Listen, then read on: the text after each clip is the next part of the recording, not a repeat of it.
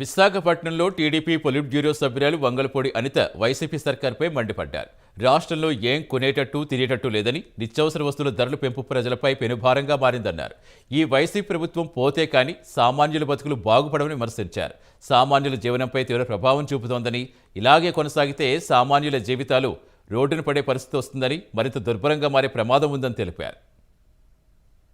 కాలంగా ఒక సైకో పరిపాలన కొనసాగుతోంది అనే సంగతి ఆంధ్రప్రదేశ్ రాష్ట్రంలోనే కాదు, ప్రపంచంలో జగన్మోహన్ రెడ్డి మనస్తత్వం తెలిసిన ప్రతి ఒక్కరు కూడా 3.5 సంవత్సరాల కాలంలో ఆంధ్రప్రదేశ్లో ప్రజలందరూ కూడా చాలా ఇబ్బందులు పడుతున్నారన్న సంగతి అందరికీ కూడా తెలిసిందే. అయితే జగన్ కోటేసిన పాపానికి పేదవాడి పరిస్థితి ఎలా ఉందంటే, గింజికి కూడా నోచుకోలేని పరిస్థితి ఈరోజు తయారైంది. పండగ వచ్చింది అంటే అల్లుళ్ళు వస్తారు, పిండి వంటలు చేసుకోవాలి, బయట తిరగాలి. ఇలాంటి ఒక మంచి వాతావరణంలో పండగ జరుపుకోవాలని ఒక మంచి కాన్సెప్ట్లో ప్రతి ఒక్క తెలుగు కుటుంబం కూడా ఆశిస్తూ ఉంటుంది సంక్రాంతి పండుగ వచ్చిందంటే. అలాంటిది ఈరోజు